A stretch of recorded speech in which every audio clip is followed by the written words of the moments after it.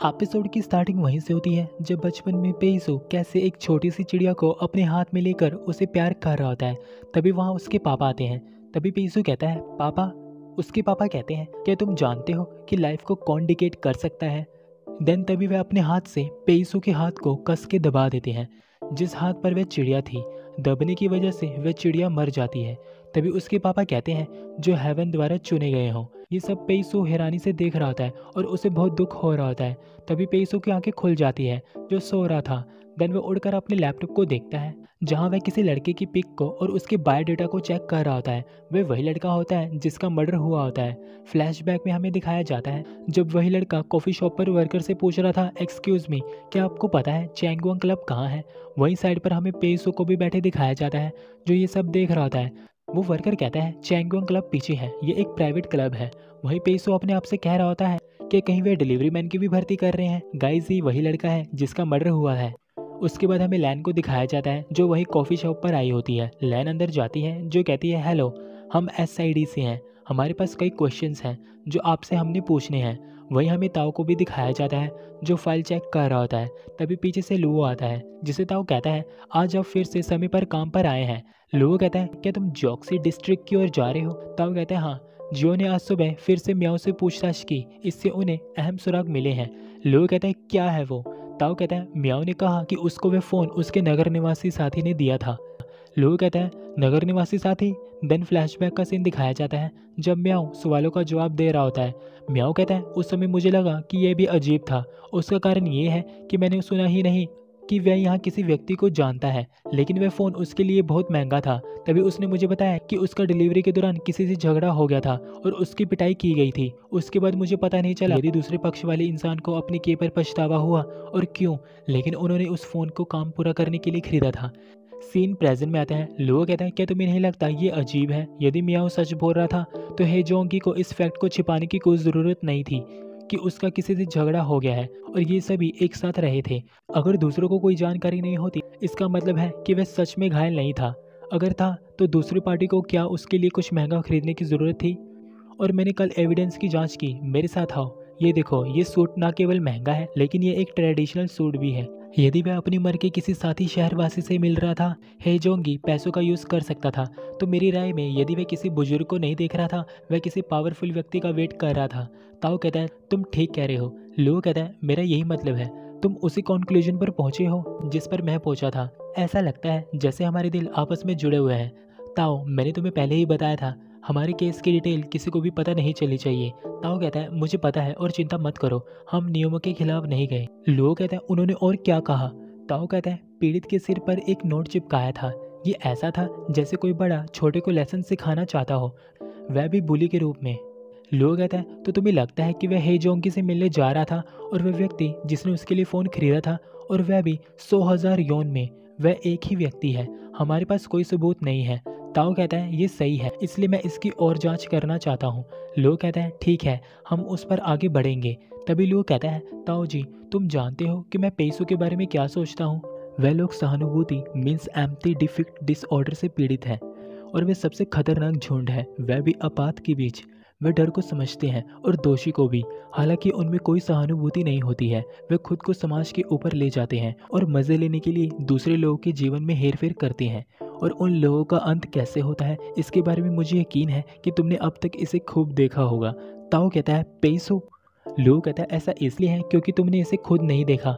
पेइसो को हमारे केस की डिटेल तक पहुंचने ना दें, उसे उस जैसा व्यक्ति ना बनने दें। हमने पहले भी ये वादा किया था और भले ही पेइसो क्राइम के प्रति बहुत सेंसिटिव है, ये सिर्फ उसके अटकलें हैं, तुम उसे एक लीड के रूप में यूज़ नहीं कर सकते।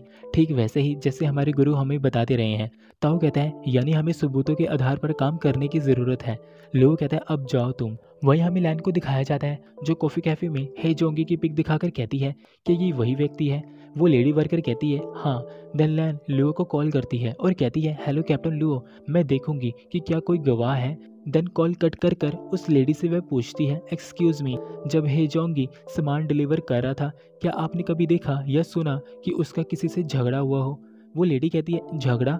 तभी साथ वाला लड़का कहता है अगर उसे पीटा गया हो तो क्या ये मायने रखता है। देन वो हाथ दिखाकर कहता है ये उस दरवाजे पर हुआ था। लैन कहती है कि ये सब आपके कैमरे में है। वो लड़का कहता है मैं देखता हूँ। अब इस कैमरे की वीडियो को लैन देख रही होती है और साथ ही उसने इस कैमरे को लुओ के लैपटॉप से भी कनेक्ट करवा दिया होता है, जिसे लुओ देख रहा होता है और लैन से फ़ोन पे बात भी कर रहा होता है, जहाँ लैन कह रही होती है कैप्टन लुओ, मैंने वही को इन्वेस्टिगेशन करने के लिए अभी कहा है। जिस व्यक्ति ने हे जोंगी की पिटाई की है उसका नाम जैंग डोंग लान है। वह जॉनान ग्रुप के सीईओ का बेटा है। लुओ कहता है इसका मतलब है वह चीफ जांग का भतीजा है। लैन कहती है ये सही है। लुओ कहता है क्या तुम्हें पता चला कि उसने क्यों पीटा? लैन कहती है उन्होंने कहा कि उन्हें नहीं पता कि उसने झगड़ा क्यों किया। हालांकि हे जोंगी ने कोई इसका बदला नहीं लिया, इसलिए ये लड़ाई ज़्यादा देर तक नहीं चली। लास्ट में वह ठीक हो गया। लुओ कहता है जिस दिन क्राइम हुआ हे जोंगी को देखने वाले स्टाफ ने क्या कहा? जो उन्होंने देखा हे जोंगी का कोई अबनॉर्मल बिहेवियर। लैन कहती है उन्होंने कहा कि वह नॉर्मली एक्ट कर रहे थे। हालांकि उनमें से एक ने कहा हे जोंगी ने कोशिश की एक प्राइवेट क्लब के बारे में पूछताछ करने के लिए जिस दिन क्राइम हुआ था। लुओ कहता है पता लगाएं कि ये क्या है, मुझे इसका नाम जानना है। ये क्लब हमारी इन्वेस्टिगेशन के लिए बहुत जरूरी है। लैन कहती है प्लीज कुछ देर तक वेट करो, मैं अभी उनसे पूछती हूँ। देन वो फोन रख देती है। तभी लुओ के पास ताओ का कॉल आता है जिसे वह पिक करता है। ताओ कहता है लुओ, म्याओ ने एक और जरूरी बात बताई है। लुओ कहता है क्या है वो? ताओ कहता है हमने उसे फॉलो किया जो हे जोंगी का सूट था और उनसे मीटिंग के बारे में पूछा। उन्होंने कहा कि उन्होंने हे जोंगी का जिक्र कभी नहीं सुना है कि वह किसी बड़े को जानते हैं, वो भी जीन जोई में किसी पावरफुल इंसान को। लेकिन उस दिन उसने हे जोंगी से एक जगह के बारे में पूछताछ की। लुओ कहता है किस जगह की? तभी लैन कहती है कैप्टन लुओ, मुझे नाम मिल गया है। उस जगह का नेम है चैंगवांग क्लब। साथ ही वह कैमरे में पेइसू को नोटिस करता है और उसकी प्रोफाइल खोलता है और उसके बारे में जांच करता है। नेक्स्ट डे हमें पेइसू को दिखाया जाता है जो बड़ी चालाकी से कैमरास को नोटिस करने आया होता है और कैमरास को देख रहा होता है कि कहाँ कहाँ फिट है। तभी उसके पास ताओ का कॉल आता है जिसे वह पिक करता है, जहाँ पेइसू कहता है ताओ क्या तुम्हें पहले से ही मेरी याद आ रही थी? ताओ कहता है क्या तुम चैंगवांग क्लब में थे 2 रात पहले? पेइसू कहता है था मैं, क्या कोई बात है? ताओ कहता है क्या तुम जैंग डोंगलांग नेम के व्यक्ति को जानते हो? इतना कहकर पेइसू को थोड़ा सा डर लग रहा होता है, जिससे वह शांत हो जाता है और वह कैमरा की ओर देखकर कहता है हाँ। उसके बाद हमें लैन को एसआईडी ऑफिस आते दिखाया जाता है, जहाँ वह लुओ से मिलती है और कहती है कैप्टन लुओ ये कैसे हुआ? क्या आपने पुष्टि की कि इस पर शक है? लुओ कहता है हाँ, चैंगवांग क्लब जो तुम्हें मिला एक्चुअली में एक प्राइवेट क्लब था जिसे जैंग डोंग लैन ने नेम दिया था और दिन के दौरान क्राइम हुआ जैंग डोंग लैन क्लब में ही था। लैन कहती है क्या आप उस व्यक्ति को वापस लेकर आए? जियोक्सी डिस्ट्रिक्ट में लोगों ने आपको रोका नहीं? क्या ऐसा किया उन्होंने? लोग कहते हैं उन्होंने नहीं किया। इस केस में एसआईडी को फंसाया है, पर अब हमारे पास उसे वापस लाने का ठोस कारण है। जियोक्सी डिस्ट्रिक्ट के लोग खुश थे उसे जाने देने के लिए जब उन्होंने सुना कि वह चीफ जांग का भतीजा है, इसलिए हम उसे यहाँ लेकर आ पाए। हालांकि वह एक पागल लगता है मुझे। उसके बाद हमें जांग के भतीजे जैंग डोलान को दिखाया जाता है जो अपना बयान दे रहा होता है केस के लिए। जैंग कहता है हाँ, हो सकता है कि मैंने उसे पहले भी पीटा हो, तो उसमें क्या गलत है? मैंने बहुत से लोगों को पीटा है, हालांकि इसका सच में मुझसे कोई लेना देना नहीं है। यदि आपको मुझ पर विश्वास नहीं हो रहा तो आप पेइसू से पूछ सकते हैं। क्या मैंने तुम्हें पहले नहीं बताया था? उस दिन मैं उसके साथ ही था। ये सब लुओ बड़ी ध्यान से सुन रहा होता है। तभी जैंग कहता है ऑफिसर ताओ सुनो, अगर ये मिस्टर पेइसू के लिए नहीं होता, क्या आप जानते हैं कि मैं क्या करूँगा? अगर तुमने मुझे इस तरह हिरासत में ले लिया तो मुझे लगता है कि ताओ के लिए बुरा समय शुरू हो जाएगा। उसके बाद लुओ के पास एक ऑफिसर आता है जो कहता है कैप्टन लुओ, कोई सन नेम पेइसू ताऊ जी से मिलने आया है। तभी लैन कहती है क्या ये फिर वही है? देन लुओ पेइसू से मिलने जाता है ताऊ जी की तरफ से। उसके बाद हमें पेइसू को दिखाया जाता है जो रूम में बैठा कॉफी पी रहा होता है। तभी वहाँ लुओ आता है जो पहले से ही उसे देखता है। तभी पेइसू कहता है प्लीज यहाँ बैठिए। लुओ कहता है तुम सचमुच इस जगह को अपना घर मानते हो, है ना? देन वो चेयर पर बैठता है। पेइसू कहता है ताऊ जी कहाँ है? लुओ कहता है वह अभी बिजी है। पेइसू कहता है ऑफिसर लुओ, आपकी यहाँ जो कॉफ़ी है उसकी एक अजीब सी खुशबू है। क्या आप चाहते हैं कि मैं आप लोगों के लिए टॉप क्वालिटी की कॉफ़ी लाऊं? देन वो स्माइल करता है। तभी लुओ कहता है तीसरी रात को जो 2 रात पहले थी तुम कहाँ थे और तुम किसके साथ थे और तुमने क्या किया? रात 8 से 11 बजे के बीच। मुझे जवाब देने से पहले 2 बार सोचे। तभी पेइसू कहता है क्या अब आप लोग इस केस के इंचार्ज हैं? देन वो मुस्कुराकर कहता है यदि हाँ तो आपको मेरे साथ बेहतर व्यवहार करना चाहिए। तुम्हारे सवालों का जवाब देने के लिए मेरी कोई जिम्मेदारी नहीं होगी। यदि किसी ने तुम्हें दखल अंदाजी करने से रोकने की रिक्वेस्ट नहीं की तो मैं किसी भी समय जा सकता हूँ अगर तुमने मुझे परेशान किया। लोग कहता है तो मुझे तुम्हें खुश करना होगा, है ना? तो मुझे बताओ कैसे कर सकता हूँ मैं तुम्हें खुश? क्या तुम चाहते हो कि मैं तुम्हारे लिए एक गाना गाऊं या तुम चाहते हो कि मैं तुम्हारे लिए कुछ कैंडीज खरीदूं? इन सवालों से पेइसू का रिएक्शन देखने वाला होता है, जहाँ लुओ उसे ही देख रहा होता है। पेइसू कहता है मुझे माफ़ करे, मुझे इससे फ़र्क पड़ता है क्योंकि मुझे फेरेंट जायंट्स है। गाइस इसका मतलब होता है गले में खराश होना और बोलते वक्त दर्द होना। तभी लू कहता है अगर तुम कुछ नहीं बोल सकते देन वो हे जोंगी की मर्डर वाली पिक दिखाता है, जिसे पेइसू कहता है मैं इसे बर्दाश्त नहीं कर सकता क्योंकि वह खून खराबा नहीं देख सकता। देन लुओ उसे हे जोंगी की एक सिंपल पिक दिखाता है जिसे पेइसू देखता है और कहता है मैंने देखा है इसे। तभी लुओ कहता है मुझे टाइम और जगह बताओ। पेइसू कहता है मैंने उसे 2 रात पहले देखा था जिंग डोंग में एक कैफे में एंटर करते रास्ते में। लो कहता है ये तो तुम्हें अच्छी तरह से याद है, भले ही तुमने इसे केवल एक बार ही देखा हो। पेइसू कहता है उसके फोरहेड की फीचर्स इतनी ऑब्वियस हैं कि उन्हें भुलाया नहीं जा सकता, ये तो तुम भी जानते हो, मैं बचपन से ही ऐसा हूँ, एक बार देखने पर मुझे पूरे महीने कुछ न कुछ याद रहेगा। लो कहता है 2 रात पहले चैंगोंग क्लब में रात 8 से 11 बजे के बीच क्या तुम जैंग डोंगलांग के लिए गवाही दे सकते हो।